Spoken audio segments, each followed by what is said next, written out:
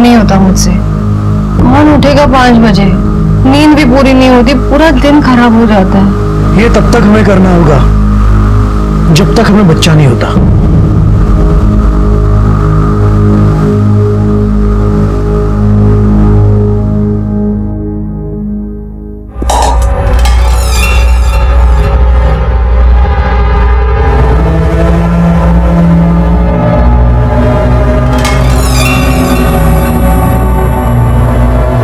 आई, मेरी पूजा हो गई। हो गई। अब ये ले, गरम गरम चाय पी ले। अब मैंने अच्छी तरह से अदरक डाल के बनाई है, ले पी।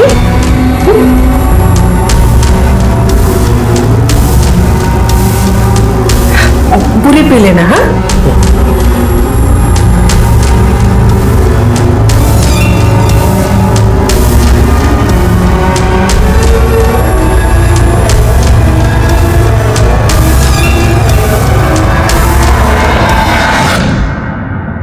रीति, चलो जल्दी, कहाँ रह गई?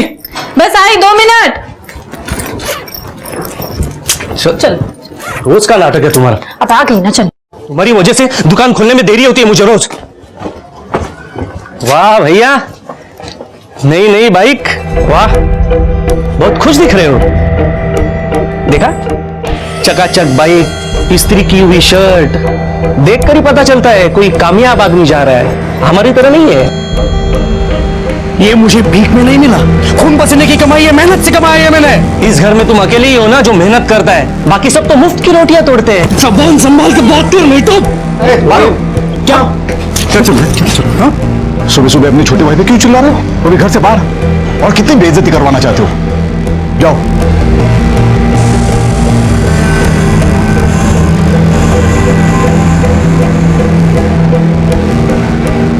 जाओ, दुकान खोलने के लिए देरी हो गई।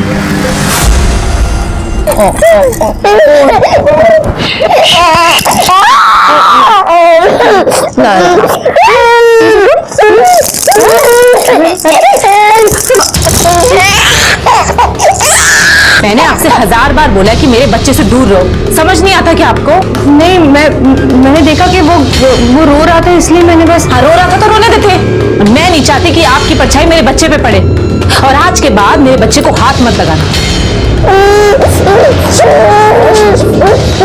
बस बस बस। काय गए? सुबह जो मैंने चाय दी थी वो पी तूने?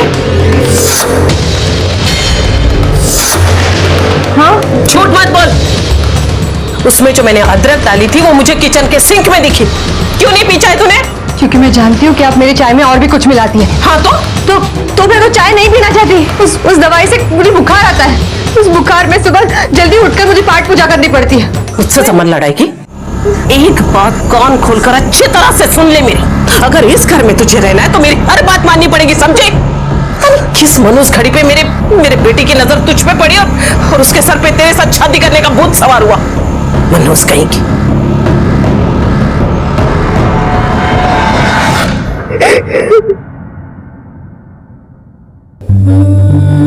मैं बहुत बर्दाश्त नहीं कर सकती, ये टॉर्चर मैं और नहीं झेल सकती भानु, नहीं झेल सकती। देखो, समझने की कोशिश करो, ये ऐसे सिचुएशन में मैं भी कुछ नहीं कर सकता। नहीं भानु, मैं तुम्हें कुछ नहीं कह रही। जानती हूँ इसमें तुम्हारी कोई गलती नहीं है, कि सिचुएशन ही ऐसी है कि।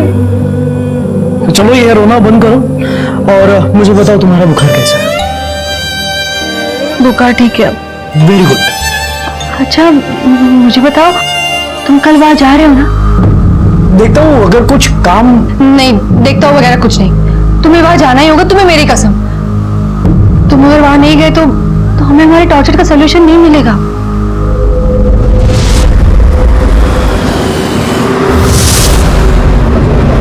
मुंबई के गोरेगांव में रहने वाले कुलकर्णी परिवार में, जिसमें बेटों की, बहुओं की, सास बहुओं की, पिता और बेटों की आपस में किसी की नहीं बनती थी। चारों तरफ मनमुटाव था। क्या ये सिर्फ मनमुटाव था या उससे बढ़कर कुछ और था? क्या समस्या थी भानु और राशि की, और उसने इसका क्या हल ढूंढ निकाला था? क्या उसके खून का मकसद इसी हल के इर्द गिर्द था, या फिर वजह कुछ और ही थी?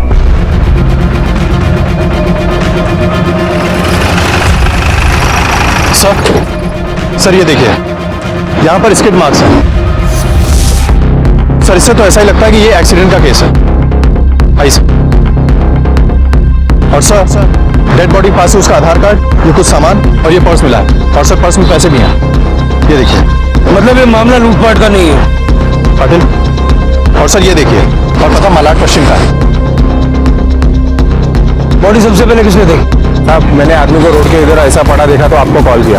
एक्सीडेंट होते हुए देखा था? नहीं साहब।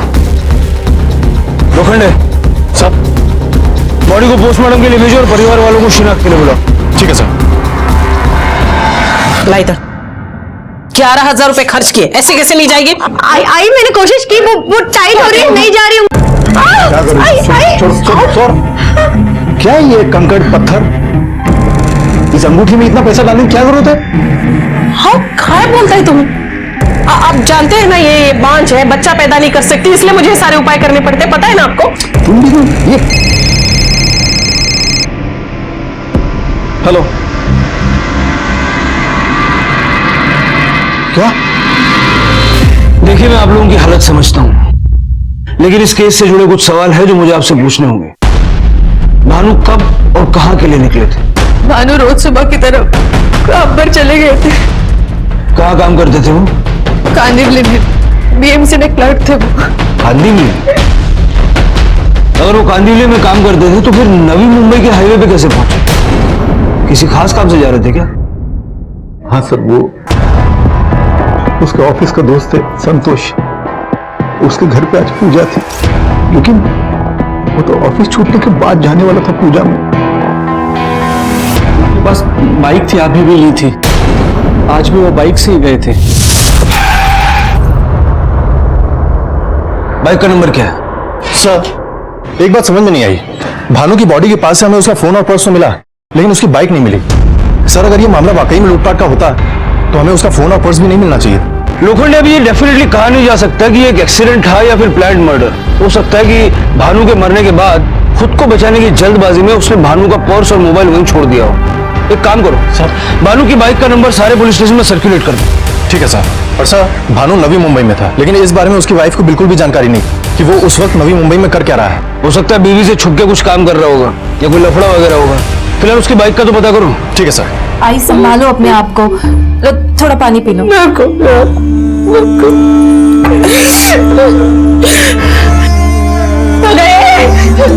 कर तो नाटक। मगरमच्छ कैसों किसी दिखा रही है रे? सब कुछ तो तेरी वजह से हुआ है। जब से हमारे घर में आई हमारा बुरा वक्त शुरू हुआ। भानु पति थे मेरे, मैं प्यार करती थी उनसे, उनका बुरा कभी नहीं सोच सकती, और आज उनकी मौत पे अब मुझे बातें सुना रही है। तुम मेरे बेटे को फंसाया, उसे बेवकूफ बना के उसके साथ शादी की, हमारे घर को बर्बाद किया, और अब मुझे यहाँ के दिखाएगी तो मुझे आके दिखाएगी तो। हरीश माँ को लेकर अंदर आई। चलो चलो अंदर माँ चलो आई। चलो।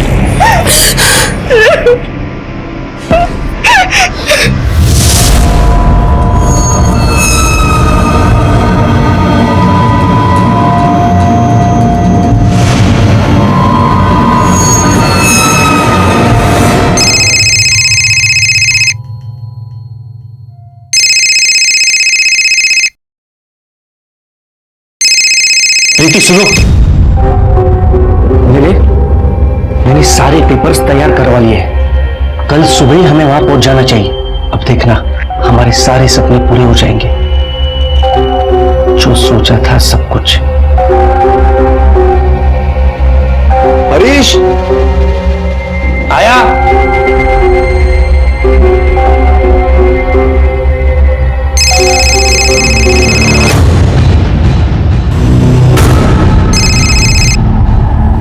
क्यों मुझे बार बार फोन कर रहे हो?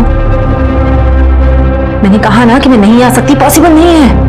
हाँ अच्छा, मैं तुमसे बाद में बात करती हूँ, ठीक है? बाद में।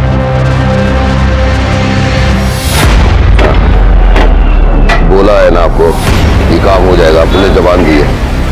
ए, कितना टाइम हो जाएगा? अरे हो जाएगा ना साहब, 15-20 मिनट हो जाएगा। वो फोटो स्टोर फ्रेम मुड़ गए ना साहब। ऐसी कुछ बात हुई? कब निकलने वाली हो? उसने तो यही कहा था कि वो निकल चुकी है। निकल चुकी है तो अब तक तो पहुंच जाना चाहिए था ना उसे। ये आजकल के बच्चे भी ना, अरे उसको फोन भी ऑफ है, तो कैसे पता चलेगा कब निकली है वहां से, कब पहुंचेगी यहाँ पे। सर, भानु के पोस्टमार्टम रिपोर्ट के मुताबिक उसकी मौत 10 अगस्त की सुबह 10 से 11 बजे के बीच में हुई है। और सर, इससे एक खास बात पता चली है, भानु के सर पे किसी भारी पत्थर या रॉड से एक बार नहीं बल्कि कई बार मारा गया था। इसका मतलब साफ है लोखंडे कि ये कोई चोरी लूटपाट का मामला नहीं है, भानु को टारगेट करके मारा गया है। और सर, ये रही भानु की पिछले 1 महीने की कॉल डिटेल्स और कॉल लोकेशन। सर, इसके मुताबिक भानु घर से ऑफिस नहीं बल्कि सीधा नवी मुंबई हाईवे पे गया था। और सर, इसके मुताबिक वो पिछले 1 महीने में कभी भी उस हाईवे पे नहीं गया। उसके कॉल रिकॉर्ड में कुछ सिग्निफिकेंट मिला? नहीं सर, पिछले 1 महीने में उसकी ज्यादातर बातचीत फैमिली या दोस्तों ने किए थे और उसमें ऐसा कुछ खास नहीं मिला जिस पर शक किया जा सके। लेकिन अपना डेली रूटीन तोड़ के इस तरह से नवी मुंबई जाना, वहां उसका खून होना और उसकी बाइक गायब हो जाना, ये बात कुछ हजम नहीं हो रही। अगर उसको किसी गाड़ी ने टक्कर मारी है, बाइक भी डैमेज हुई होगी, और जो आदमी बाइक लेके भागा है वो उसे रिपेयर करवाने की कोशिश जरूर करेगा।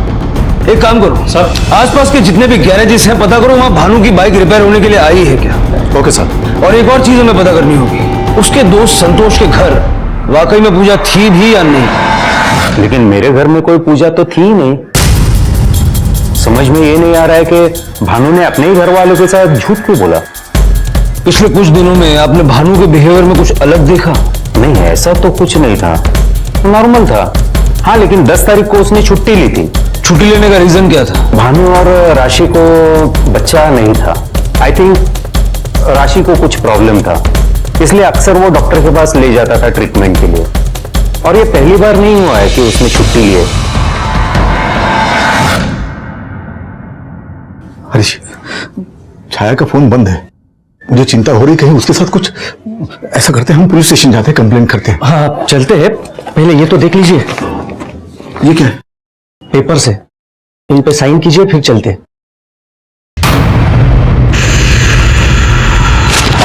शर्म, बड़े भाई की मौत हुई है, बहन 2 दिन से लापता है, तो तुझे प्रॉपर्टी की पड़ी है। आप गलत समझ रहे हैं। मैं अकेले जा सकता हूं पुलिस स्टेशन? पेपर्स लिखा है मेरे सामने। सर, ये मेरी बेटी छाया है, पूना में रहती है। कल रात को वो पूना से यहाँ आने के लिए निकली, लेकिन अब तक पहुंची नहीं। और सर, उसका फोन भी ऑफ लग रहा है। पुणे में कब से है आपकी बेटी? 4 महीने हो गए सर। ग्रेजुएशन करने के लिए गई है। कौन से ईयर में है? 2nd ईयर में सर। 2nd ईयर में है और 4 महीने से पुणे। कोर्स के बीच में से गई क्या? ऐसा क्यों? वो सर, ये है कि वो जो कोर्स कर रही है वो पूना में अच्छी तरह सिखाया जाता है, इसलिए पूना में भेजा है सर। जहाँ वो पीजी में रहती है वहां का नंबर तो होगा ना? जी। वहां का नंबर दे दीजिए, हम पुणे पुलिस को इन्फॉर्म करते हैं। आपकी बेटी को ढूंढेंगे और हमें आपसे अकेले में कुछ बात करनी है।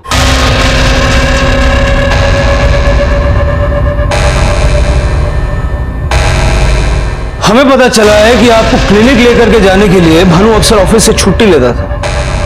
सर वो मैं कंसीव नहीं कर पा रही थी, इसीलिए मेरी ट्रीटमेंट चल रही थी। भानु मुझे डॉक्टर के पास लेकर जाता था। 10 तारीख को भी भानु ने अपने दोस्त से यही कहा था कि वो आपको क्लिनिक ले जाने वाला है। तो क्या आप लोग डॉक्टर के पास गए थे? नहीं सर, 10 तारीख को तो कोई अपॉइंटमेंट नहीं थी। एक तरफ अपनी दिनचर्या के विपरीत भानु मुंबई पुणे हाईवे पर गया था। पुणे में उसकी बहन छाया रहती थी।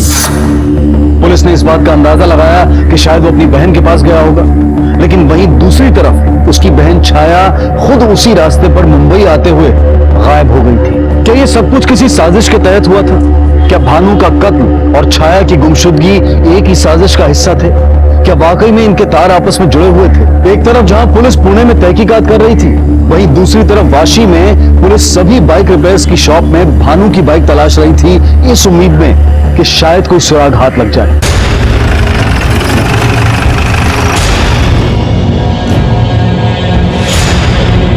ये जो 1989 नंबर का बाइक है, ये लेके जो आदमी आया था उसका हुलिया याद है? सब ठीक से देखा नहीं साहब मैंने। कुछ भी याद है उसके बारे में? हाँ साहब, मैं जब बाइक ठीक कर रहा था ना तो आदमी फोन पे बात कर रहा था। मुझे आधा घंटा लगा बाइक रिपेयर करने के लिए, तो आधा घंटा वो आदमी फोन पे ही बात कर रहा था।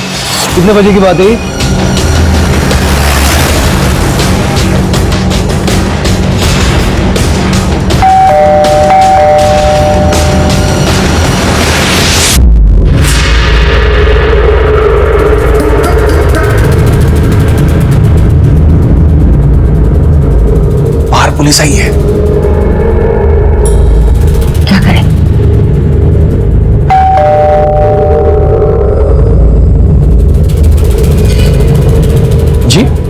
ये मुंबई से सब इंस्पेक्टर लोखंडे है। इस केस के सिलसिले में आपसे कुछ पूछताछ करना चाहते हैं सर। जी कहिए। आपके यहाँ एक छाया नाम की लड़की आई थी पीजी में, कहाँ है वो? वो तो 15 दिन से नहीं आ रही और 4 महीने पहले यहाँ से कहीं चली गई। चली गई? लेकिन उसके घर वालों को तो ये बात पता ही नहीं कि वो यहाँ से चली गई। अभी कहाँ रहती है? पता नहीं। अच्छा इतना तो पता होगा ना कि किस कॉलेज में पढ़ती है वो? जी नहीं। ठीक है।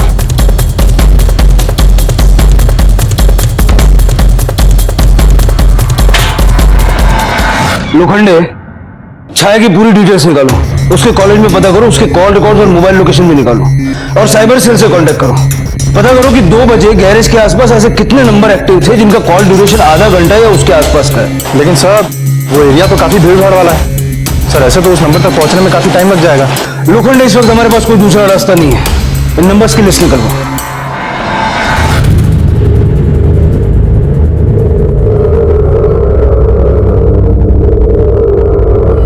गए वो लोग।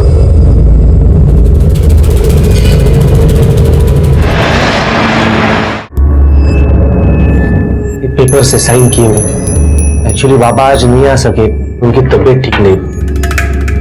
हार्ट अटैक आया ना उन्हें, तो हॉस्पिटल में एडमिट किया है। ठीक है, मैं देख लूं। छाया तो 4 महीने से क्लास में आई नहीं। उसका भाई भानु आया था, कह रहा था कि उसे वापस मुंबई लेकर जा रहा है। क्योंकि उसकी तबीयत ठीक नहीं थी इसलिए उसे कॉलेज छोड़ना पड़ा। ये उसकी बेस्ट फ्रेंड है ट्विंकल। सर, मैं और छाया एक ही बेंच पे बैठते थे, पर हमारी ऐसी कोई दोस्ती नहीं थी। मुश्किल से 15-20 दिन ही क्लास अटेंड की थी उसने। छाया ने कभी तुमसे कोई बात शेयर नहीं की अपनी फैमिली के बारे में या किसी खास के बारे में? फैमिली के बारे में तो नहीं, पर हाँ मनीष के बारे में बता दो।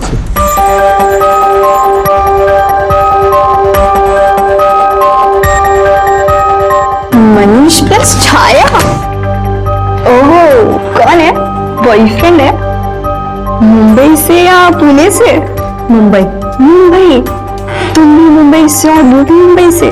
फिर तो कोई टेंशन ही नहीं है। तो फिर तुम क्यों टेंशन में रहती हो? बिकॉज मेरे घर वाले उसे पसंद नहीं करते। सर ये रहे छाया के कॉल रिकॉर्ड्स और उसके फोन लोकेशन। सर इसके कॉल रिकॉर्ड्स में कहीं भी मनीष के नंबर नहीं है, सिर्फ फैमिली मेंबर्स के नंबर है। उसकी लास्ट लोकेशन क्या थी? सर उसकी last location Mumbai Pune highway पे उरन के पास की है। मतलब वो मुंबई आने के लिए निकली थी।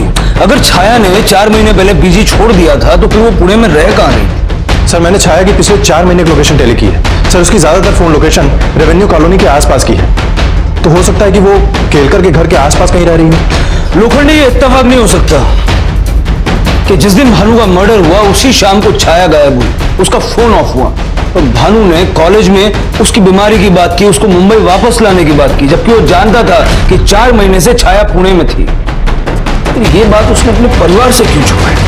क्यों छुपाया ये तो नहीं पता सर। हाँ शायद ये जरूर जानती होगी। नहीं, मैं नहीं जानती। उन्होंने कभी मुझे इस बारे में कुछ बताया ही नहीं।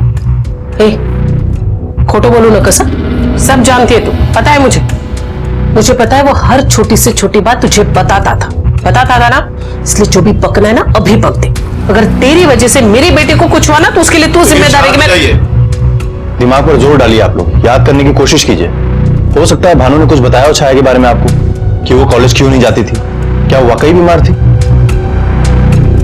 नहीं साहब, सच में मैं तो कुछ नहीं जानती, कभी बात ही नहीं की। ठीक आई, मैं दुकान जा रहा हूँ, लेट हो रहा है। आई मैं भी ऑफिस के लिए निकलती हूँ। हाँ ठीक है। अच्छा तुम बस से जाओगे या मैं तुम्हें छोड़ने चलूं? नहीं मैं बस से चल जाऊंगी, मुझे बहुत देर हो रही है। ठीक है ठीक है।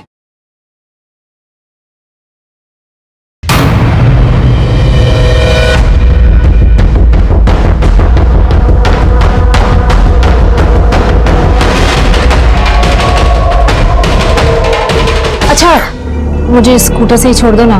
1 मिनट, पहले तो देरी नहीं हो रही थी, अभी क्या हुआ अचानक? मैंने सोचा कि मैं बस स्टॉप जाऊंगी, बस का इंतजार करूंगी और देर हो जाएगी। इससे बेटर है कि तुम मुझे स्कूटर पे ही छोड़ दो।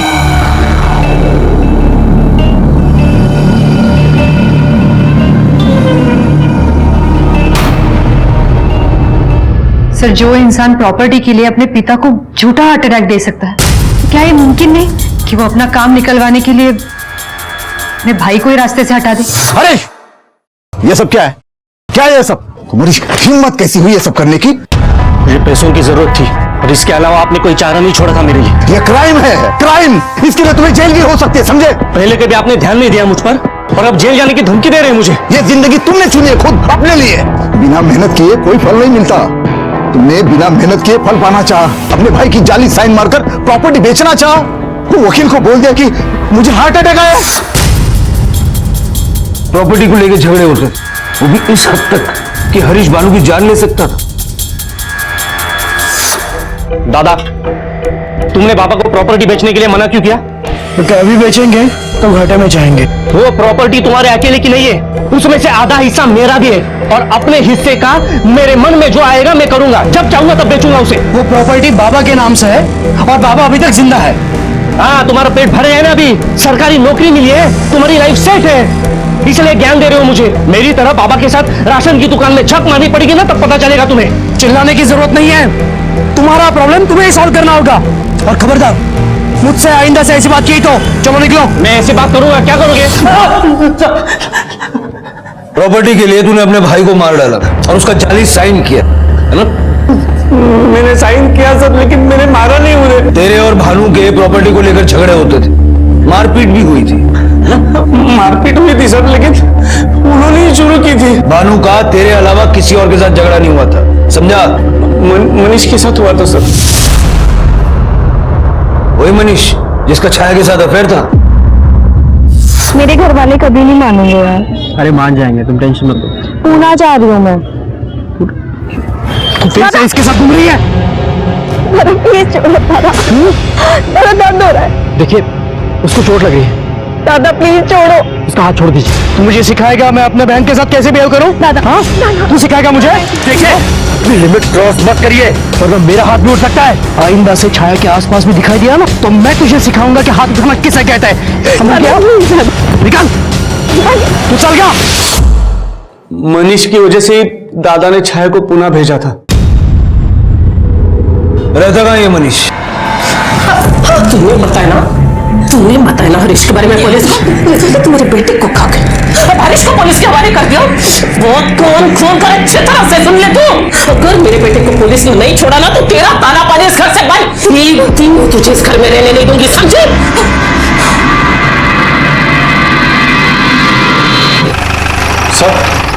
सर, मैं मनीष के घर गया था, वहां पर वो तो नहीं मिला, लेकिन उसकी मां मिली थी। सर, उसकी मां का कहना है कि वो 4 महीने पहले ही नासिक शिफ्ट हो गया था और तब से उसका छाया से कोई लेना देना नहीं। और सर, वो पिछले 4 महीने में कभी मुंबई आया भी नहीं। सर, ये उसके नासिक का पूरा पता है सर। और सर, उसके बारे में एक खास बात पता चली है, उसको सट्टेबाजी की बुरी आदत है सर। 4 महीने पहले मनीष ने मुंबई छोड़ दिया और 4 महीने पहले ही छाया ने कॉलेज और पीजी दोनों छोड़ दिया। कहीं 4 महीने से पहले की कहानी का आपस में कोई कनेक्शन तो नहीं है? और सर, इस केस में एक बात और कॉमन है सर। छाया की फोन की लास्ट लोकेशन 10 तारीख की शाम को 4 बजे मुंबई पुणे हाईवे की थी। लोखंडे, 10 तारीख को सुबह 10 से 11 के बीच मुंबई से पुणे की तरफ जाते हुए भानु की मूवमेंट थी और उसी दिन शाम को 4 बजे पुणे से मुंबई की तरफ आते हुए छाया की मूवमेंट थी। दोनों केसेस का आपस में कुछ ना कुछ कनेक्शन तो है और मुझे लगता है कि ये कनेक्शन नासिक में है। नासिक जाने की तैयारी करो।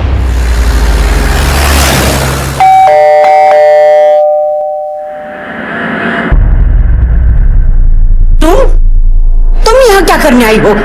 कहाँ है वो? कौन? बताइए मुझे, कहाँ है वो? अरे कहाँ है वो?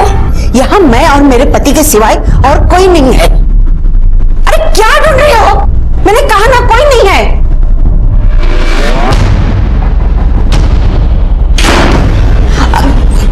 अरे कहाँ जा रही हो तुम? देखो, इस तरह किसी के घर में घुसते नहीं आप है। पीछे हटिए, मैं आज उसे ढूंढ कर रहूंगी। अरे रुक जा, बताइए मुझे, कहाँ है वो? मैंने कहा ना, 4 महीने पहले ही वो यहाँ से चली गई है। झूठ बोल रहे हैं, मैं जानती हूँ छाया यहीं पे है। साफ साफ बताइए वो कहाँ है, वरना क्या करोगी? पुलिस में जाओगी? जाओ, जा पुलिस में जा। अरे जा ना।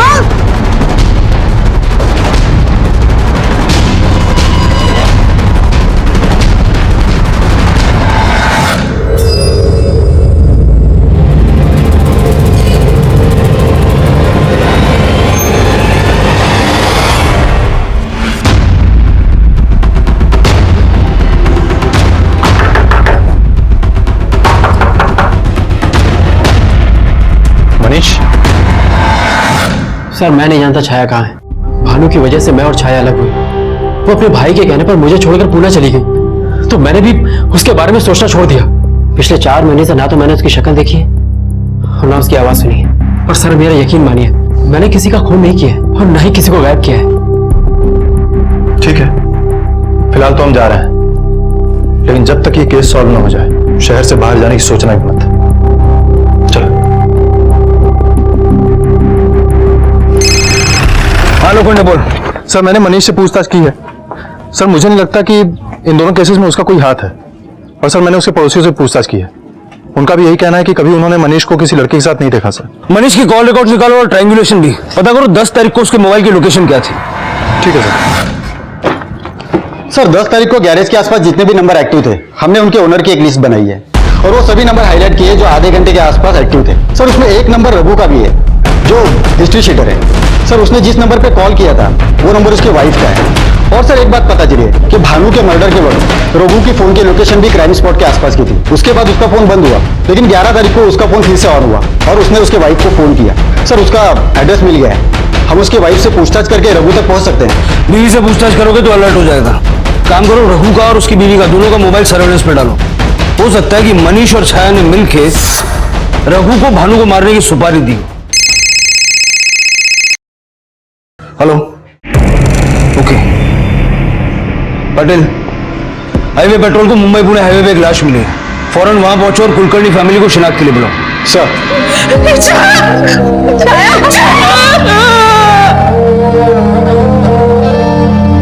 साइबर सेल से कांटेक्ट करो, उनसे कहो कि जैसे ही छाया का फोन ऑन होता है हमें इन्फॉर्म करें। सर भानु के कत्ल के बाद छाया की गुमशुदगी भी अब कत्ल के केस में तब्दील हो गई थी। कहीं ऐसा तो नहीं था कि ये दोनों कत्ल किसी एक ही मकसद का नतीजा थे, या फिर सच्चाई कुछ और ही थी? राशि क्यों लगातार छाया के बारे में अनजान होने का झूठ बोल रही थी? क्या हरीश वाकई जायदाद के लिए भाई को मार सकता था, या फिर भानु और छाया का कत्ल मनीष की बदले की आग का नतीजा था? चलो बेटा जल्दी से खाना खा लो। हाँ जल्दी से खाना खा लो और जल्दी से सो जाओ। हाँ वरना सुबह तुम स्कूल जाते टाइम रोते हो ना। फोन का आवाज किधर से आ रहा है?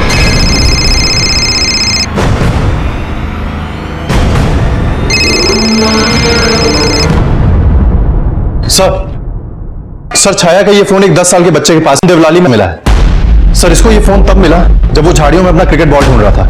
और सर फिंगरप्रिंट एक्सपर्ट ने इसी फिंगरप्रिंट्स ले ली है, जल्दी रिपोर्ट आ जाएगी। और सर ये रही छाया की पोस्टमार्टम रिपोर्ट। सर इस रिपोर्ट के मुताबिक छाया ने भी कुछ दिन पहले ही बच्चे को जन्म दिया था।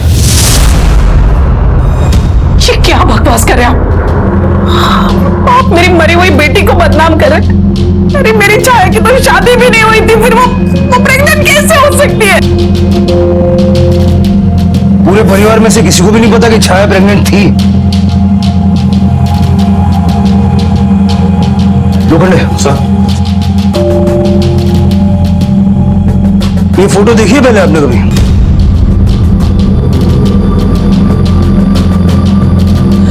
ये छाया का मोबाइल है और ये फोटो उसने अपने मोबाइल से आपको भेजी थी। अब भी आप ये कहेंगे कि आपको कुछ नहीं पता? सच क्या है? मुझ में कभी कोई प्रॉब्लम ही नहीं थी। बाकी लड़कियों की तरह मैं भी मां बन सकती थी। मेरे पति भानु कमी उनमें थी। उन्हें शर्मिंदगी से बचाने के लिए मैंने ये ब्लेम खुद पर ले लिया। फिर कुछ महीनों बाद छाया ने मुझे बताया कि वो प्रेग्नेंट थी। अगर अबॉर्शन होगा भी तो भी मैं नहीं करवाऊंगी। मैं अपने ही बच्चे को कैसे मार दूं वही नहीं। और अगर मैंने इस बच्चे को रखा तो घर वाले मुझे मार देंगे। मुझे तो कुछ समझ में नहीं आ रहा मैं क्या करूं। देखो तुम जैसा चाहोगी ना बिल्कुल वैसा ही होगा। तुम टेंशन मत लो, कोई ना कोई रास्ता निकाल लेंगे। छाया मुझे बच्चा चाहिए था सर, और इसीलिए मुझे एक उपाय सूझा। ये कभी नहीं हो सकता और मैं होने नहीं दूंगा। मेरी बहन उस लपंगे मनीष के बच्चे को जन्म नहीं देगी। भानु प्लीज, कोई सुन लेगा तो सुनने दो। देखो एक बार मेरी बात ठंडे दिमाग से सुन लो। देखो हम छाया को पूना भेज देंगे। वहां मेरे पड़ोसी थे ना मिस्टर और मिसेस केलकर, उनके पास। छाया का बच्चा शहर के बाहर पैदा होगा तो किसी को पता भी नहीं चलेगा, और फिर हम उसे अडॉप्ट कर लेंगे। छाया का बच्चा उसकी आंखों के सामने रहेगा, इससे अच्छी बात और क्या हो सकती है? क्या फालतू जैसे सपने देखने लगे तुम? जो नहीं हो सकता वो नहीं हो सकता। ठीक है, तो मैं सबको सच्चाई बता देती हूँ। क्या बताओगी तुम? कि हमारा बच्चा क्यों नहीं हो सकता। इस रोज रोज के टॉर्चर से तो बच जाऊंगी मैं। कहीं ऐसा तो नहीं कि आप इस टॉर्चर से तंग आ चुकी थी और भानु ने भी आपका साथ नहीं दिया और इसी गुस्से में आके आपने भानु को मरवा दिया? नहीं नहीं नहीं सर, मैं अपने पति से बहुत प्यार करती थी। ऐसा कुछ करना तो छोड़ो, मैं ऐसे सपने में भी नहीं सोच सकती थी। मुझे तो ऐसा लगता है कि सबके पीछे केरकर फैमिली का हाथ है। छाया उनके यहाँ पीजी के तौर पे रहती थी, मैं वहाँ हर रोज फोन करती थी। एक दिन उन्होंने बताया कि छाया वहाँ रहती नहीं, वहां से कहीं और चली गई है। सर, उसे पीजी से निकालने का कोई प्लानिंग नहीं था, उसे कॉलेज से निकलवाना पड़ा था क्योंकि उसका पेट दिखने लगा था और उसे आराम की जरूरत थी।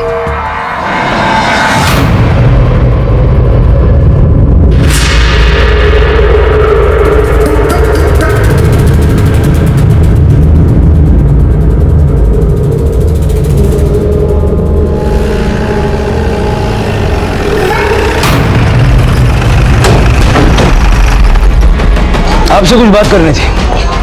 अभी मैं थोड़ा बिजी हूँ, बाद में बात करते हैं। 1 मिनट मिस्टर केरकर।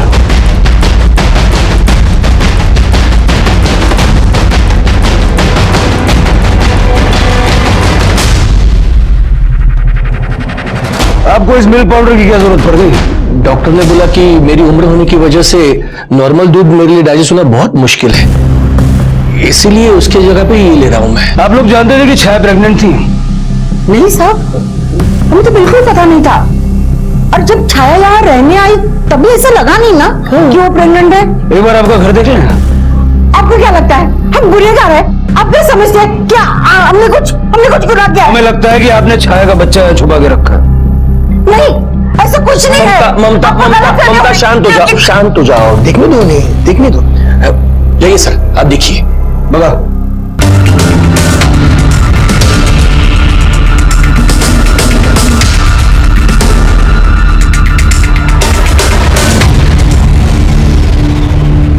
सर, यहाँ तो कुछ नहीं मिला।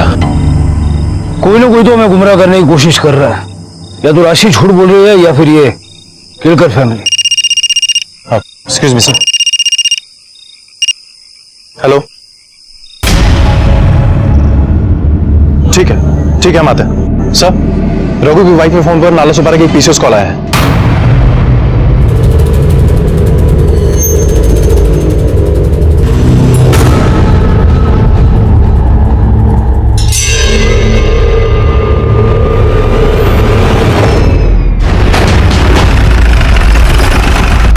हाँ साहब, यहीं से फोन किया। मेरी दुकान पे पान खाने अक्सर आता रहता। कहाँ रहता है ये? पीछे वाली बस्ती में, खोली नंबर 10 में रहता।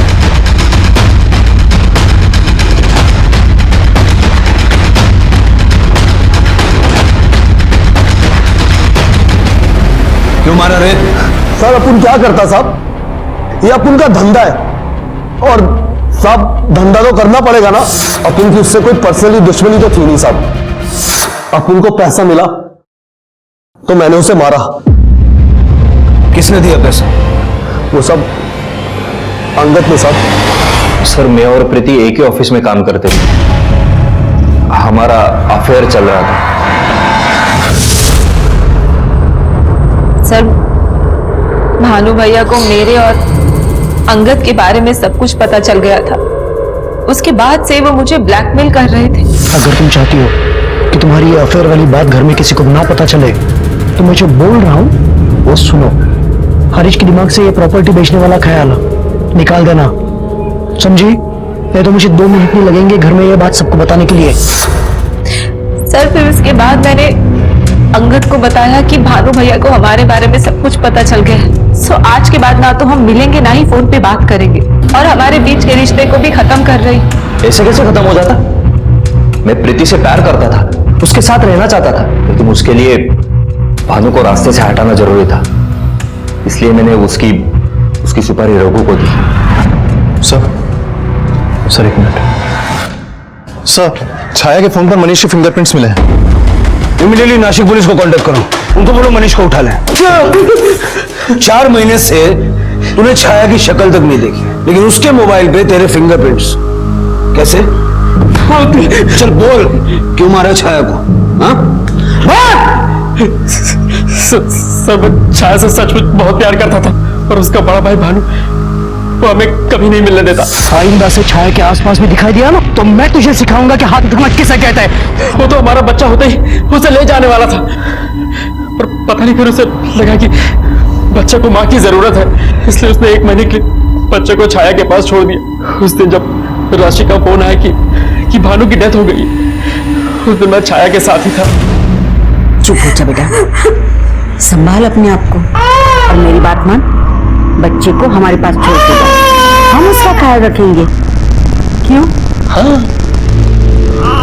मुझे नहीं लगता राशि अब उसे अपने पास रखेगी। उसे लेने ही आ रही थी तब एक्सीडेंट हो गया और भानु की डेथ हो गई। मेरी बात मान, तेरे आने तक हम उसका ख्याल रखेंगे। मैं इसे छोड़ के कहीं नहीं जाऊंगी। मैं अपने घर वालों को सब कुछ सच सच बता दूंगी।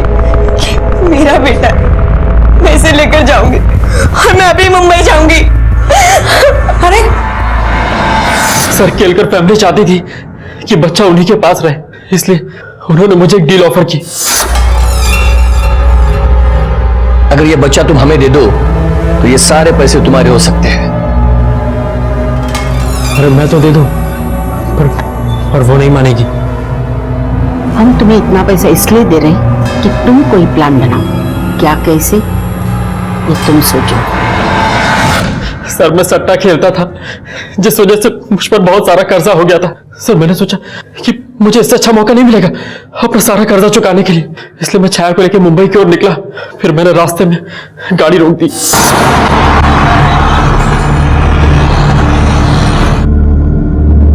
क्या हुआ? गाड़ी क्यों रोक दी? बड़ी जोर की आई, पर हो गया।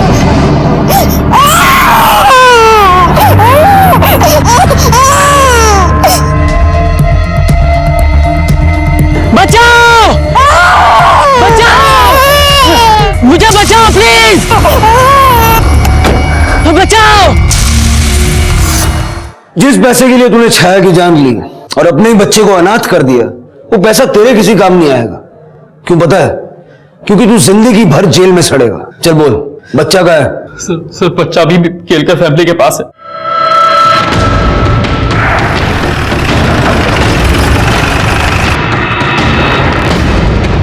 दरवाजा लॉक है, दरवाजा तोड़।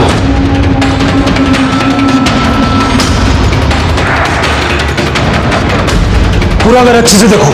अच्छा।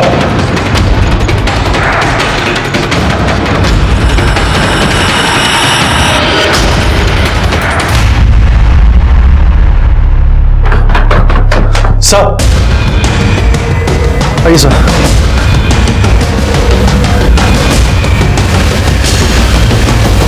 पुलिस की तमाम कोशिशों के बावजूद वो अब तक छाया के बच्चे और केलकर फैमिली तक नहीं पहुंच पाए हैं। उनकी तलाश अब भी जारी है। रघु को भानु के कत्ल के लिए, अंगद को भानु के कत्ल की साजिश के लिए और मनीष को छाया के कत्ल के लिए गिरफ्तार किया गया और ये तीनों इस वक्त न्यायिक हिरासत में हैं। क्राइम पेट्रोल के माध्यम से हमारी उन सभी लोगों से गुजारिश है जिनके अपने बच्चे नहीं हो पाते कि वो समाज के झूठे दबाव में आकर गलत तरीका ना अपनाएं, बल्कि उन मासूम बेसहारा अनाथ बच्चों की तरफ अपना हाथ बढ़ाएं जिन्हें प्यार और घर परिवार की तलाश है, जिनकी आंखों में इंतजार है किसी ऐसे का जो उन्हें अपनापन दे सके। देखते हैं हमारे आज के एपिसोड की दूसरी कहानी।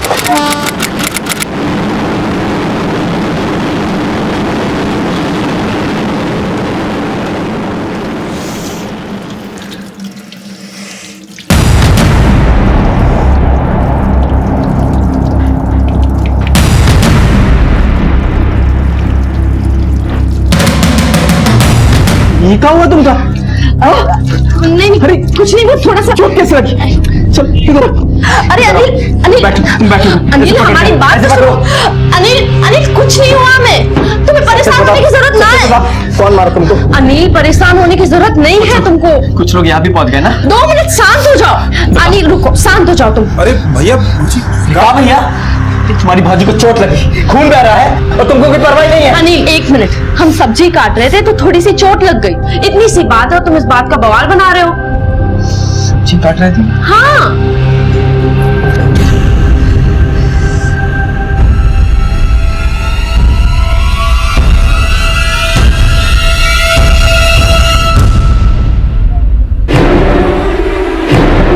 तुम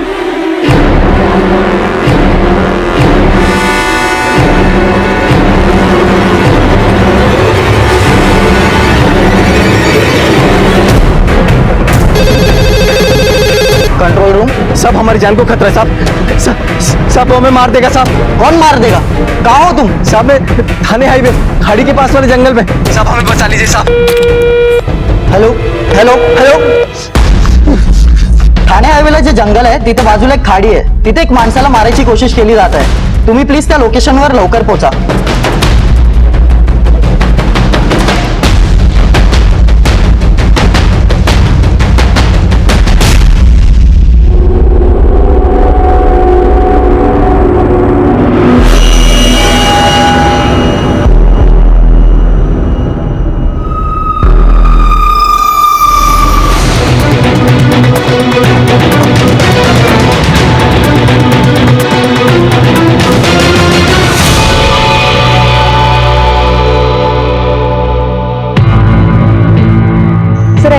कंट्रोल रूम से फोन आया था कि किसी आदमी पे यहाँ जानलेवा हमला हुआ।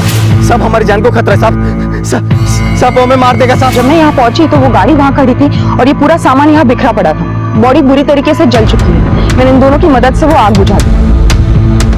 कपड़ा हटा दीजिए सर। अगर इसका पूरा सामान बिखरा पड़ा था मतलब इसने मरने से पहले काफी स्ट्रगल किया हो सकता है। सर इसका ड्राइविंग लाइसेंस, नाम अनिल मिश्रा। अनिल मिश्रा, गणेश नगर, खोड़बंद। गाड़ी चेक की, किसके नाम पर? किसी बलजीत शाह के नाम पर गाड़ी रजिस्टर्ड, पता कमल सोसाइटी का है। हो सकता है कि कातिल इस गाड़ी से आया होगा और इसे मार कर गया होगा। सवाल ये होता है कि अगर कातिल इस गाड़ी से आया है तो गाड़ी छोड़ कर क्यों जाएगा? केस लूटपाट का भी तो हो सकता है। नहीं, लूटपाट का नहीं। लूटपाट होगी इतना सामान यहाँ छोड़ कर क्यों जाता? सर उसने मदद के लिए कंट्रोल रूम पे फोन किया था। इसमें इसे पता था कि इसकी जान को खतरा है और कोई तो इसके पीछे पड़ा है। तो उसी ने इसे मार दी। हो सकता है। एक काम करो, बॉडी पोस्टमार्टम के लिए भेज दो। तो इस अनिल मिश्रा के घर वालों को इन्फॉर्म करो। पोस्टमार्टम रिपोर्ट के बाद ही पता चलेगा कि इसकी मौत कैसे हुई। और ये गाड़ी यहाँ क्या कर रही थी, इसका जवाब तो ये बलजीत शाह ही देगा। पापा आप भी ना सबका ख्याल रखते हो, अपना कौन रखेगा? ना बेटा, मेरा बच्चा बलजीत शाह।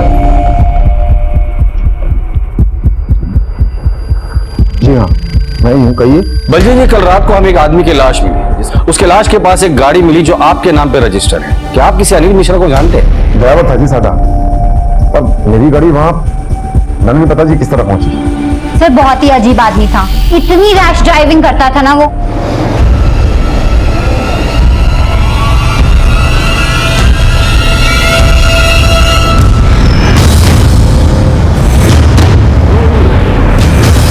अनिल धीरे चलाओ गाड़ी।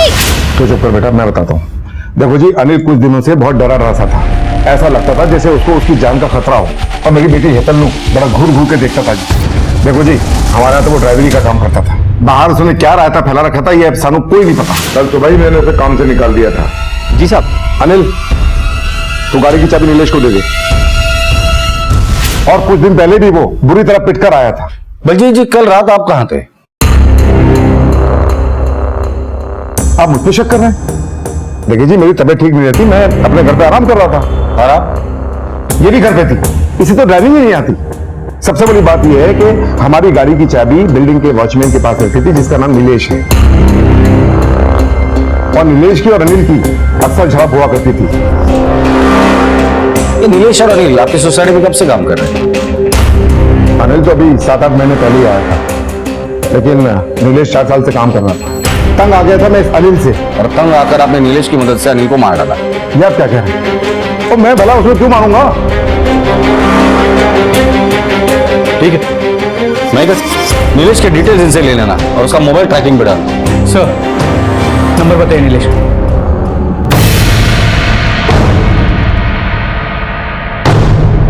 मोजी मोजी मोजी मोजी ये कुछ चीजें हैं जो हमें लाश के पास से मिली। क्या बता सकती कि ये सब आपके पति की है?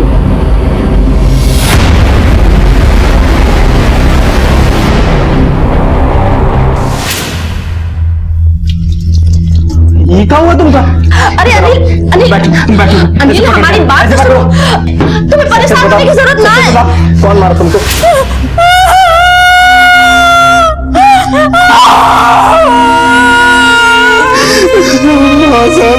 ये मेरे भैया की है। आपके पति की किसी के साथ कोई दुश्मनी, लड़ाई, झगड़ा? उनका किसी से कभी कोई झगड़ा नहीं था। मेरे भैया बहुत ही शरीफ आदमी थे साहब, अपने काम से काम रखते थे। ये नीलेश और अनिल के बीच अक्सर झगड़ा होता था? अनिल का नहीं मालूम साहब, पर ये नीलेश बहुत गुस्से वाला आदमी था। ये वॉचमैन लोग रहते कहाँ? सर ये पीछे बस्ती है ना, उसी में एक कोहली है।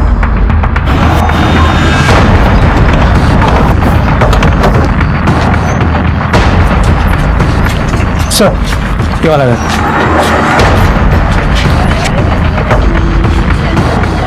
देखो इनमें से नीलेश कौन है? उड़ाओ सबको। उठ। क्या हुआ साहब? नीलेश कौन है? सर नीलेश तो कल से ड्यूटी से घर पे नहीं आया। अरे मतलब उसे कोई बुरी आदत है? हाँ साहब, कभी कभार दारू पीता है। अनिल के बारे में क्या जानते हो? सर अनिल के बारे में मुझे ज्यादा कुछ नहीं पता। अनिल का और नीलेश का एक बार झगड़ा हुआ था। नीलेश की गाँव का पता है तुम्हारे पास? हाँ साहब, यूपी के प्रतापगढ़ के फुलिया गांव का रहने वाला है। पुलिस को मिली लाश और आसपास मिले सबूतों से यह साफ हो गया था कि ये लाश अनिल की थी।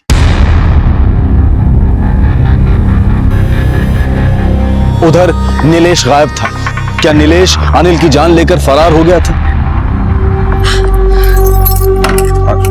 सब ठीक हो जाएगा भाभी, मत रो। बेटा पानी लाता है।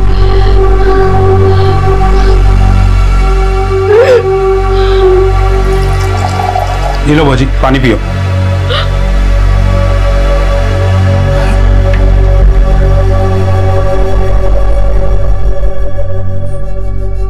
क्या बात है भौजी, क्या एक्टिंग किया पुलिस वालों के सामने।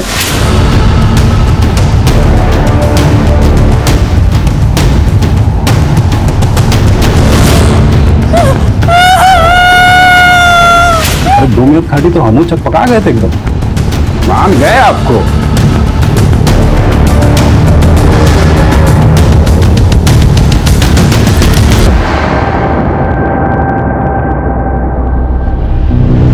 नफरत के लिए कोई ठोस वजह भी तो होनी चाहिए। शायद अनिल नीलेश का कोई राज जानता हो, इसलिए नीलेश अनिल को मार के खुद गायब हो गया। फिर वो शाह की गाड़ी क्यों लेकर गया? और गाड़ी लेकर भी गया तो उसने गाड़ी वहां क्यों छोड़ी?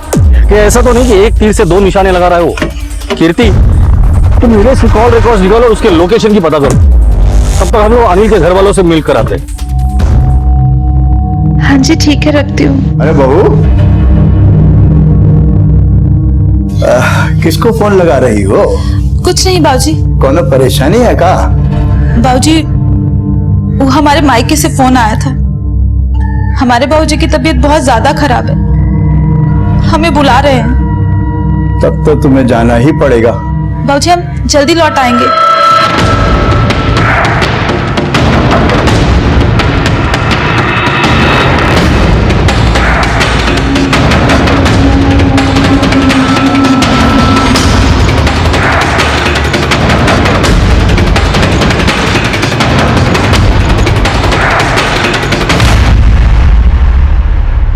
सर घर में कुछ नहीं मिला। अनिल की किसी के साथ कोई दुश्मनी थी या उसको कोई परेशानी थी? हाँ साहब, वो कुछ दिन से बहुत परेशान थे, लेकिन अपनी परेशानी के बारे में वो किसी को बोले नहीं। अभी कुछ दिन पहले ही वो घायल होके आए थे साहब।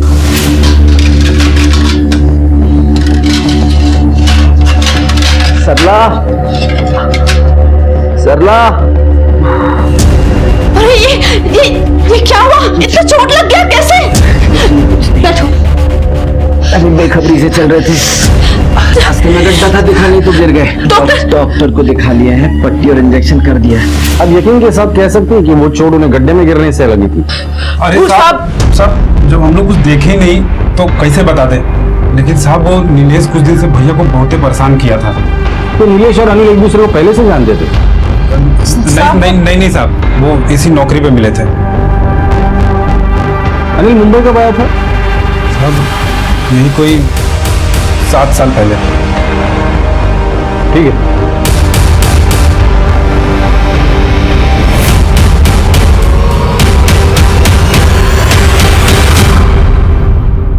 इस पूरे केस में सिर्फ एक ही शख्स ऐसा है जिसका दोनों से वास्ता पड़ता है, और वो है शाह। हो सकता है ये शाह इस सबको कठपुतली की तरह नचाता, या फिर अनिल इस शाह का कोई राज जान गया था। एक काम करो, इस शाह के कॉल रिकॉर्ड निकालो और पता करो ये नीलेश से कितनी बातें करता था। सर, एक बात नोटिस की तुमने? मैं सवाल बीवी से पूछ रहा था और जवाब भाई दे रहा था। तो अनिल की कुछ दिनों पहले किसी के साथ मारपीट हुई थी, हो सकता है कि मारपीट करने वाला नीलेश ही। अगर नीलेश और अनिल की मारपीट हुई है और अनिल ने मारा है इसे, लेकिन ऐसा भी तो हो सकता है कि सर कॉल रिकॉर्ड्स के मुताबिक कत्ल के वक्त अनिल और नीलेश एक ही लोकेशन पे थे, शायद दोनों साथ में थे।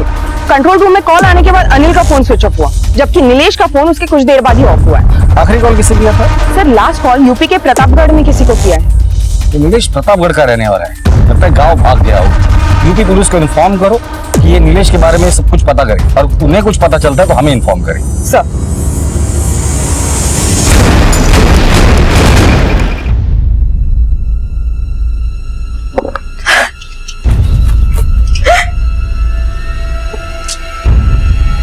अरे क्या हुआ फौजी, काहे इतना रो रही है?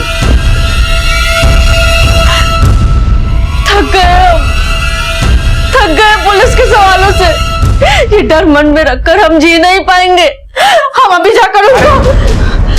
अरे भौजी, तो तुमको कौन सा जिंदगी भर पुलिस का मुंह देखना है? अरे बस कुछ ही दिन का तो बात है। अरे हम तो तुमको अभी यहाँ से लिया के चल सकते हैं, और उनका बात पुलिस हम पे शक करने लगेगी। अरे 2-4-10 दिन में मामला ठंडा हो जाएगा, फिर लिया चलेंगे तुमको। ठीक है, आप लोग नीलेश के घर पे नजर रखिए, और अगर वो घर पे आता है तो उसे उठा लीजिए और हमें इन्फॉर्म कर दीजिए। जी सर, नीलेश घर पे नहीं मिला। आस पड़ोस में पूछताछ जारी है, और उसके बैकग्राउंड चेक में कोई उसका क्रिमिनल रिकॉर्ड भी नहीं मिला। महेकर, तो नीलेश अपनी बीवी को कांटेक्ट करने की जरूर कोशिश करेगा। यूपी पुलिस को बोलो कि नीलेश की बीवी का मोबाइल सर्विलेंस पे डाल और आने वाले हर कॉल पर नजर रखो। सरला का कहना है कि अनिल पट्टी बांधकर घर पर आया था, मतलब वो जरूर किसी क्लिनिक में गया होता। अनिल के सोसाइटी से लेके घर तक जितने भी क्लिनिक है वहां जाके पता करो उसने मरम पट्टी कहां से की थी। हो सकता है वहां से कुछ लीड मिल जाए। सर, अनिल पर हमले की खबर मिलने के बाद पुलिस ने आसपास के सभी क्लिनिक्स और इलाकों में पूछताछ शुरू कर दी। शाह के बैंक अकाउंट से पता चला है कि 2 हफ्ते पहले शाह के अकाउंट से नीलेश के अकाउंट में 10,000 रुपए ट्रांसफर किए गए, जबकि शाह के नीलेश को कोई पैसे देने बनते नहीं थे। ये शाह किस खुशी में पैसे बांट रहा है? हाँ कीर्ति बोलो। सर अनिल ने जिस क्लिनिक से ट्रीटमेंट लिया था उसका पता लग गया है। ठीक है सर, अनिल ने जिस क्लिनिक से ट्रीटमेंट लिया था उसका पता चल गया है। ठीक है कीर्ति, और तुम जाकर देख कर आओ। सर,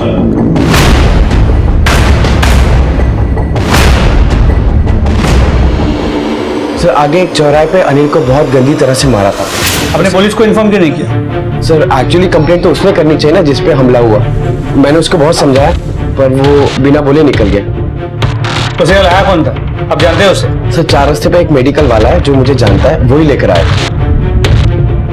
हाँ साहब, यही तो मार खा रहा था, और जो इसको मार रहा था ना सब, उसके सर पे तो खून सवार था। क्या मारने वाला ये आदमी था?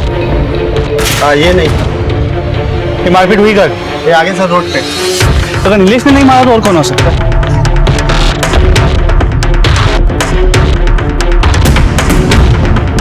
ये पूरा एरिया सीसीटीवी में कैप्चर हुआ होगा, शायद इससे कुछ हाथ लगे। इस कैमरा का फुटेज निकलवाओ। सर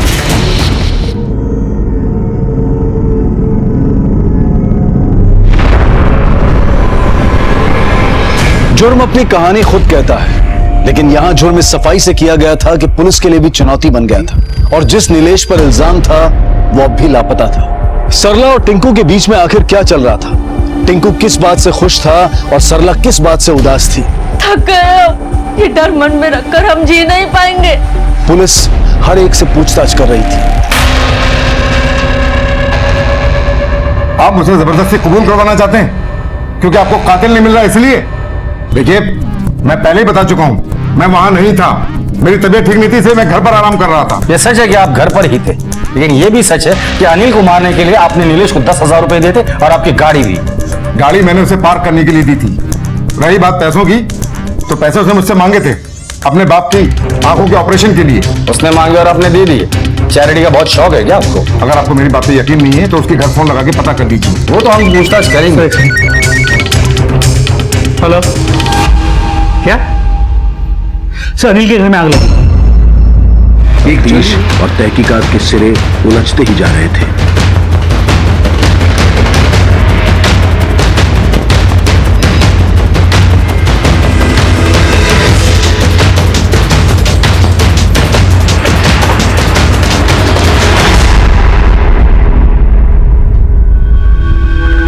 आसपास देखो कुछ मिलता है क्या?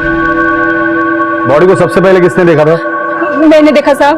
तब कल रात में चीनी लेने आई थी, देखा तो सरला एकदम सदमे में थी साहब। सरला, थोड़ी सी चीनी देना। किचन में पड़ी है, खुद ले लो। तुम्हें कैसे पता चला ये जल चुकी है? मेरे बच्चे का बर्थडे था, साफ सफाई करके जब मैं तो यहाँ ऊपर क्या कर रही थी? अनिल के जाने के बाद सरला बहुत सदमे में रहा करती थी। यहाँ ऊपर आके घंटों रोया करती थी साहब। इसका एक देवर भी है, टिंकू, वो कहाँ है? पता नहीं साहब। फॉरेंसिक को बुला और बॉडी पोस्टमार्टम के लिए भेज दो। अरे भौजी, सरला भौजी, अरे कैसे हुआ? अरे कैसे हुआ? अरे भौजी! टिंकू, ये सब जब रात को हुआ तू कहाँ था? साहब भैया के जाने के बाद भौजी को अकेले रखना ठीक नहीं लग रहा था। भौजी एकदम पगला गई थी साहब। जब सोचे कि जब भैया ही नहीं रहे यहाँ रह के क्या करेंगे, सोचे गांव लेके चले जाते। तत्काल टिकट कराने स्टेशन गए थे साहब। तुम्हारे भाई का मर्डर केस अभी तक सॉल्व नहीं हुआ और तुम गांव जाने की तैयारी कर रहे हो। दोबारा पूछे बगैर शहर छोड़ के जाने की हिम्मत भी मत करना। पहले अनिल को जलाकर मार दिया गया, अब अनिल की बीवी सरला जलकर मर गई। एक ड्राइवर की किसी से क्या दुश्मनी हो सकती है? एक और बात, जब भी आदमी जलता है तो दर्द के मारे चीखता है, चिल्लाता है, झड़पड़ाता है। इन दोनों केसेस में ना ही इनकी किसी ने चीख सुनी है, ना ही चिल्लाना सुना। हेलो, अच्छा ठीक है, हम आते हैं। सर, अनिल की जिस एरिया में मारपीट हुई थी उस एरिया की सीसीटीवी फुटेज मिल गई। तो सवाल यह है कि अनिल की इससे क्या दुश्मनी हो सकती है? इसका जवाब तो ये शंभू ही देगा। तलाश करो, इसे उठाकर लेकर आओ। सर,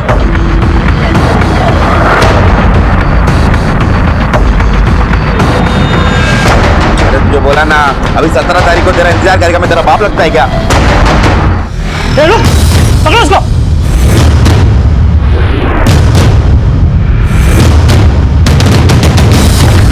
वहां से जाओ।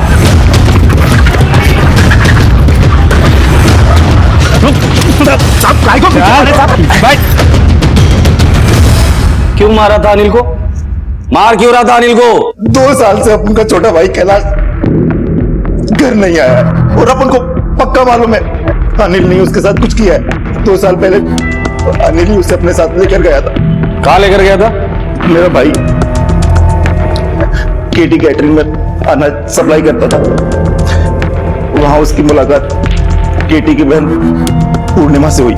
उन दोनों को आपस में प्यार हो गया, लेकिन ये बात केटी सेठ को मंजूर नहीं थी और उसने एक दिन अपने खास ड्राइवर अनिल को बोलकर कैलाश को घर बुलाया। शंभू भैया देखिए, आप नाराज मत हो, ना ही परेशान हो। जरा मामला ठंडा हो जाए, शांत हो जाए, मैं आपको अपना पता दूंगा, एड्रेस दूंगा, आपको बुलाऊंगा भैया। अरे काय को इन बड़े लोग के चक्कर में पड़ता है कैलाश? ये लोग भरोसे के लायक नहीं होते हैं, बोलते कुछ और है और करते कुछ और। भैया देखो, अगर ऐसी बात होती ना तो पूर्णिमा मेरे लिए अपनी गाड़ी नहीं भेजती, अपना खास ड्राइवर नहीं भेजती। भैया मैं तुरंत पहुंचते ही आपको फोन करूंगा।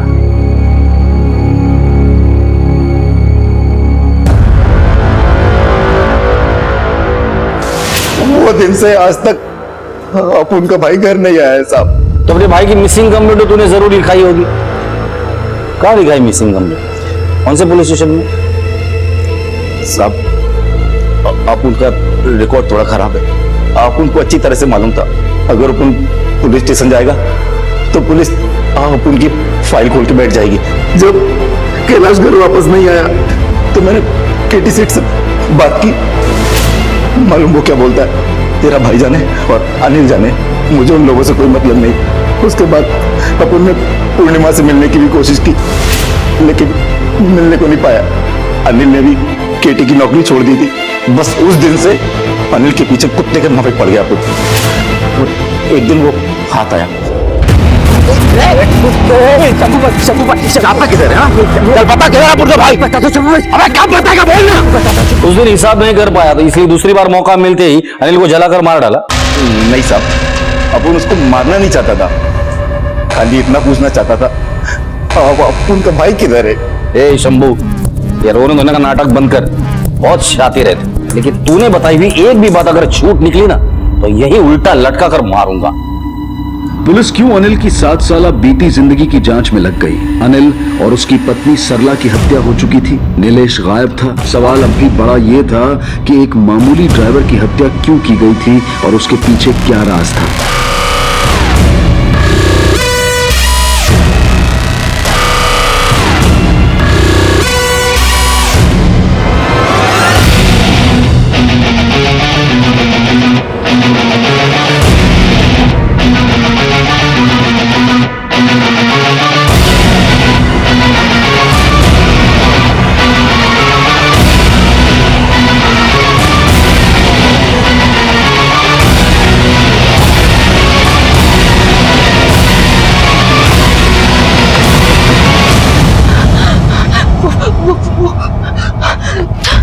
हेलो भाई साहब, दीदी का पर्स गिर गया था, उसे वापस करने आए।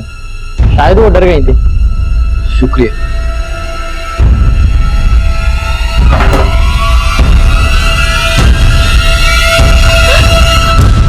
और कितने दिन चलेगा ये सब? तुम बोले थे कि कुछ दिन में सब ठीक हो जाएगा, कब ठीक होगा? अनिल और कैलाश को तो तुम जानती ही हो। जी, अनिल मेरे बाइक का ड्राइवर था और कैलाश भैया के कैंटीन में राशन सप्लाई करता था। जब भैया घर पे नहीं होते थे तो मैं भी उनका बिजनेस देखती थी। तभी मेरे और कैलाश के बीच में दोस्ती हो गई और वो दोस्ती प्यार में बदल गई। मैं कैलाश से प्यार करती थी। जब भैया को इस बात का पता चला तो उन्हें अच्छा नहीं लगा और उन्होंने कैलाश को काम देना बंद कर दिया। लेकिन इससे हमारे प्यार पे कोई फर्क नहीं पड़ा, बल्कि हमारा प्यार और बढ़ता गया। देखो ना कैलाश, भैया ने मेरी वजह से तुमसे माल लेना भी बंद कर दिया। अगर उन्हें पता चला कि हम ऐसे छुप छुप के मिल रहे तो पता नहीं वो क्या करेंगे। क्या करेंगे? मरवा देंगे मुझे। विश्वास करती हो ना मुझ पर? अच्छा, अब मेरी बात ध्यान से सुनो। बेलगाम में मेरी एक अच्छी पहचान है, वहां पर रहने का इंतजाम हो जाएगा। हम दोनों यहाँ से वहां शिफ्ट हो जाएंगे, एक नई जिंदगी की शुरुआत करेंगे। कैलाश को मेरी जिंदगी से दूर करने के लिए भैया ने मेरी शादी किसी और से तय कर दी और जब मैंने कैलाश को इस बारे में बताया तो हम दोनों ने भागने का प्लान बनाया और कैलाश ने फोन पे मुझे जहां मिलने के लिए बुलाया था, मैं वहां गई तो वो आया ही नहीं। क्यों नहीं आया? तुमने तो ड्राइवर अनिल को भेजा था ना कैलाश को लाने के लिए। अनिल को? नहीं, मैंने तो किसी को नहीं भेजा। मैं देर रात तक उसका इंतजार करती रही और जब वो नहीं आया तो मैं समझ गई कि उसने मुझे धोखा दिया है। और जब रात को घर लौटी तो भैया को सब सच बताने के अलावा मेरे पास और कोई चारा नहीं था। भैया, भैया मुझे माफ कर दीजिए प्लीज। देख मेरी बात, देर से ही सही, लेकिन तुझे अगर तू आई, देख तेरा भाई ऐसे घर में तेरी शादी करेगा, पूरा शहर याद रखेगा कि केटी के बहन की शादी हुई। उसके बाद भैया ने मेरी शादी करा दी और मैंने हमेशा के लिए कैलाश को अपने दिमाग से निकाल दिया। माइकर, इन दोनों को जानती हो? मैं इनमें से किसी को नहीं जानती। ठीक है।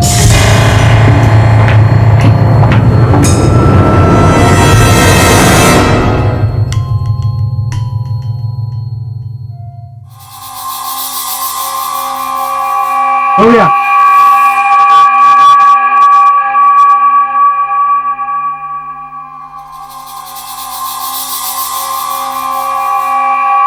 मैडम, खुले पैसे तो ले लो।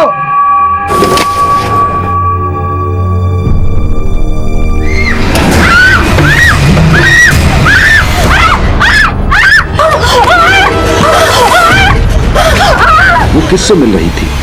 अनिल, नीलेश और टिंकू कहां थे? तो क्या ये सारा खेल नीलेश और टिंकू खेल रहे थे? पुलिस के सामने सारे रास्ते बंद दिखाई दे रहे थे। देखिए मस्के साहब, आप लोग सिर्फ मेरा टाइम बर्बाद कर रहे हैं। मैं आपसे पहले भी कह चुका हूं, अनिल मेरा एक वफादार और एक ईमानदार ड्राइवर था। मैं खुद उसे यूपी से मुंबई लेके आया था काम के लिए। केटी साहब, तो ये आपका ईमानदार और वफादार ड्राइवर अनिल जो था, वो खुद नौकरी छोड़ के गया था या आपने निकाल दिया था उसे? खुद गया था भाई, अपनी जिंदगी में कुछ करना चाहता था, कुछ बनना चाहता था। और ये कैलाश, उसे क्यों कैलाशवासी कर दिया? कहाँ भेज दिया इसे? 3 साल पहले हमारी कंपनी के लिए फूड और खाने का सामान सप्लाई करता था, लेकिन उसका कस्टमर्स का बड़ा कंप्लेन आने लगा मिलावट के लिए। भाई हम लोग ईमानदार काम करते हैं एकदम ईमानदारी से। बस मैंने उसे माल लेना बंद कर दिया, सिंपल। ये माल में मिलावट करता था या रिश्तों में मिलावट करता था? मस्के साहब, आप कहना क्या चाहते हैं? पूर्णिमा आपकी बहन, उसके साथ कैलाश का अफेयर था जो आपको बिल्कुल पसंद नहीं था, इसलिए आपने आपके ड्राइवर अनिल को उसे बुरा नहीं लेके भेजा था और कैलाश को मार डाला। ये बात अनिल को पता थी, अनिल आपको ब्लैकमेल करने लगा था, इसलिए आपने अनिल को भी मार डाला या तो मरवा दिया। मस्के साहब, आप इंस्पेक्टर हैं, इसका मतलब ये नहीं कि आप मेरे घर में आके कुछ भी कहते रहेंगे। एक आसान सा सवाल पूछा है, आसान सा जवाब दे दीजिए। मानता हूं मैं कि पूर्णिमा और कैलाश का रिश्ता मुझे पसंद नहीं था। वो मेरी बहन से नहीं, मेरी दौलत, मेरी प्रॉपर्टी से प्यार करता था, इसीलिए मैंने उसे लात मार के भगा दिया। अनिल को क्यों भेजा था कैलाश को बुलाने के लिए? सर, मैं कैलाश की शक्ल तक देखना पसंद नहीं करता, मैं क्यों भेजूंगा उसे? और अनिल और कैलाश का झगड़ा आप उन दोनों से जाके पूछिए ना। इसे जानते नहीं?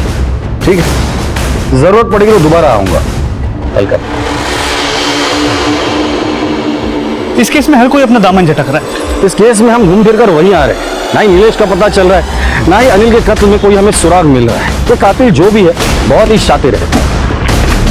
रेगिस्तान में पानी तलाशने जैसा ये केस अब उम्मीदें लेकर आ रहा था, वो दिशा जिसकी तरफ पुलिस का ध्यान अभी तक गया ही नहीं था। सवाल कम नहीं हुए थे बल्कि और बढ़ गए थे। और सरला के बदले किसे जलाया गया था? नीलेश कहां था और कैलाश कहां लापता था? क्या यह वाकई में जुर्म का जाल था जिसमें फंसकर मासूम जिंदगियां बर्बाद हो रही थी? क्या यह जाल पुलिस के लिए भी जटिल होने वाला था? और कौन बुन रहा था यह जाल?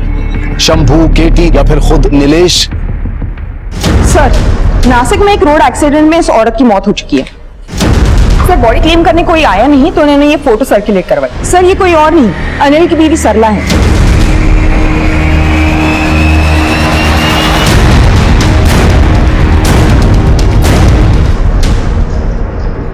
पोस्टमार्टम रिपोर्ट के हिसाब से मौत रात को 7 से 9 के बीच हुई है, जबकि कंट्रोल रूम में फोन रात 9:30 बजे गया था। सर, ये भी तो मुमकिन है कि अनिल ने अपनी दुश्मनी मिटाने के लिए नीलेश को मारा और फिर शाह को बचाने के लिए उसकी गाड़ी वहां रख दी।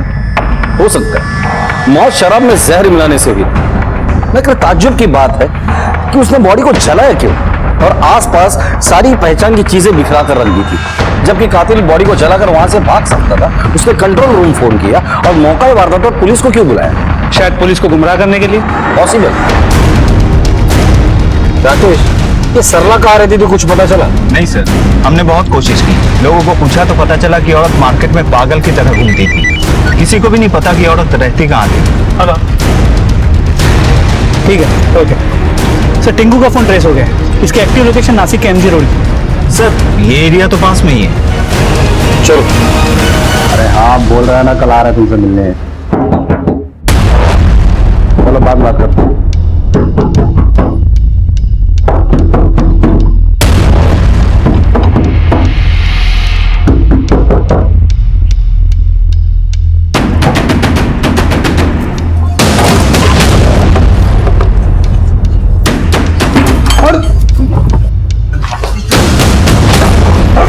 टिंकू?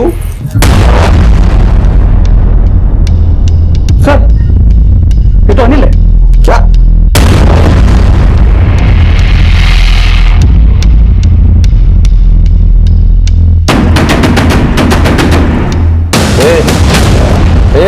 अनिल, उठ चल।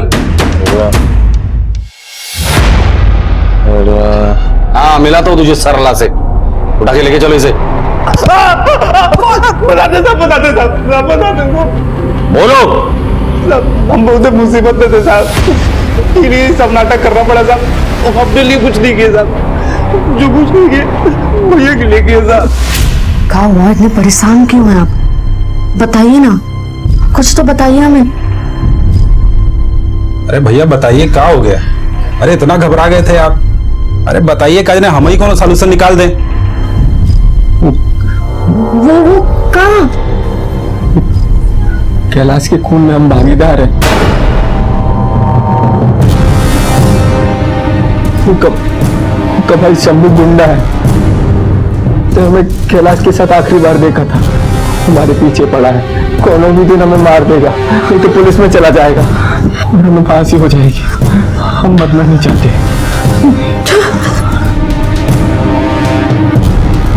भैया एगो बात कहें, इससे पहले कि पुलिस आपको फांसी चढ़ा के मारे, आप खुदे मर जाइए। सब बता रहे, सब बता रहे। कैलाश के भाई शंभू से बचने के लिए हम ये नाटक किए थे साहब। कैलाश क्यों मारा था?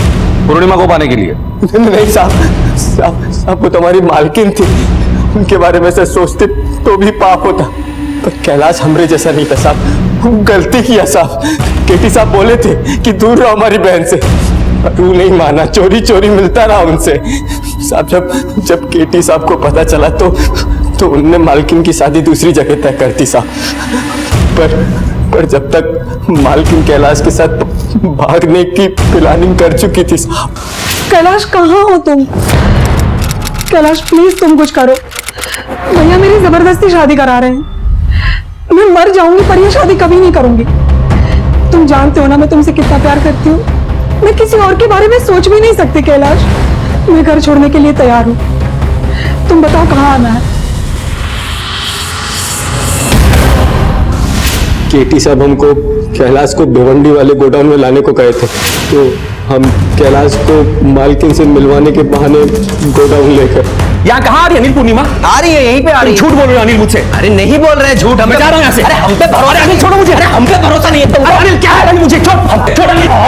छोड़ मुझे। पहले उसके भाई से तो मिल ले। केटी साहब हरामखोर, केटी साहब नहीं किया काल।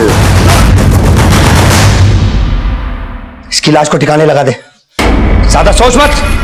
जी कैलाश की लाश को हम वहीं गोडाउन के पास दफना दिए साहब।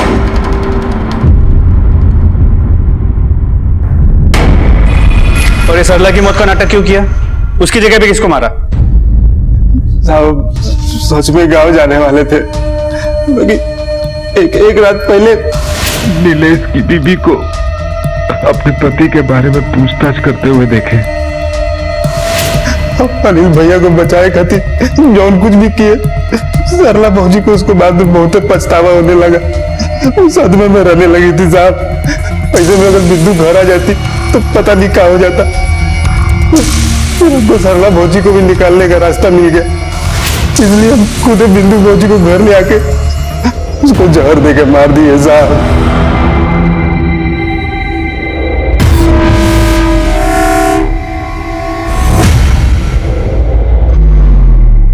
भाभी,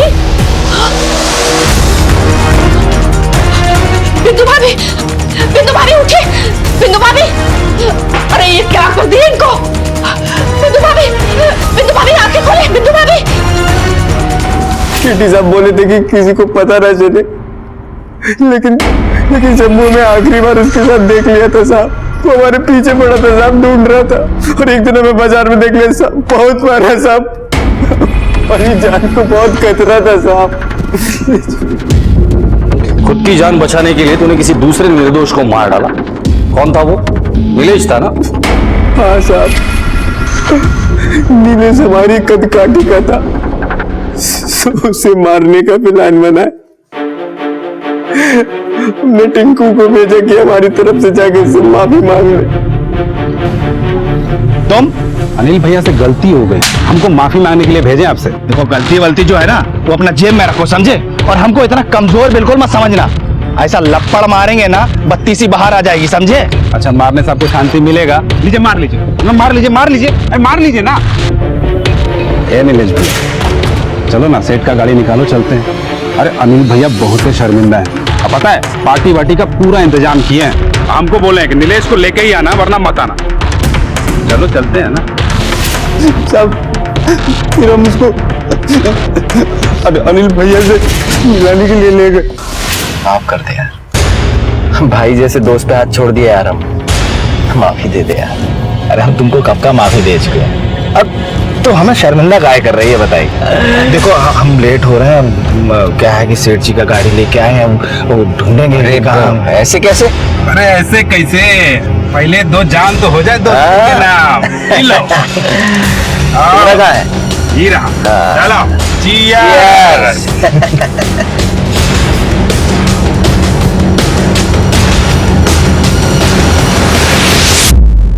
फिर हम और अनिल भैया उसको एक सुनसान जगह पे लेके गए। बस बस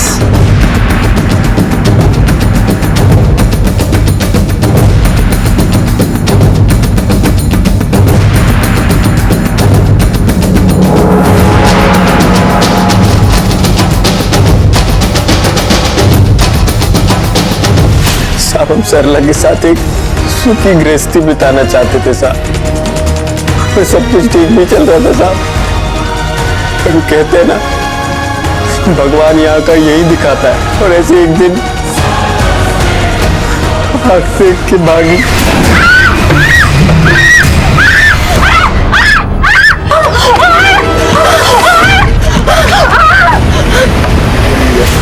अब जिंदगी भर दोनों यहीं जेल में सड़ना। पर टेंशन मत लो, तुम दोनों को कंपनी देने के लिए तुम्हारे मालिक केटी को भी मैं जल्दी भेजूंगा।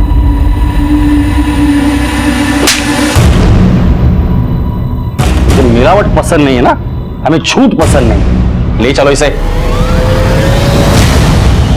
अपनी जान बचाने के चक्कर में अनिल ने पहले नीलेश और फिर उसकी पत्नी को मौत के घाट उतार दिया, लेकिन इस पाप का बोझ वो उठा नहीं पाया। वजह बड़ी साफ थी, ये लोग इंसानियत भूल गए थे और सभ्य समाज में रहकर भी वहशी साबित हुए। सभी ने अपने रिश्तों की बेहतरी के लिए गलत रास्ता चुना और साथ ही केटी को भी कैलाश के कत्ल के जुर्म में दोषी पाया गया। एक बूढ़ा लाचार बाप अपने इकलौते बेटे और अपनी बहू को खो चुका था। रिश्तों को बनाए रखने और निभाने के लिए दिल को बड़ा करना पड़ता है, सही और गलत की कसौटी पर खरे उतरना पड़ता है, वरना मोह का प्यार का हवाला देकर जुर्म करने वालों की कमी नहीं है, फिर चाहे रिश्ता कितना भी नजदीक का क्यों ना हो। इसी विचार के साथ अब मैं अनूप सोनी आपसे विदा लेता हूं। फिर मुलाकात होगी अगले एपिसोड में एक और चौंका देने वाले केस के साथ। तब तक अपना और अपने परिवार का ख्याल रखें और देखते रहें क्राइम पेट्रोल डायल 100। सबक एक को सीख हम सबको। जय हिंद। इस तरह के और भी एपिसोड देखने के लिए हमारे चैनल को सब्सक्राइब करें और बेल आइकन दबाना ना भूलें।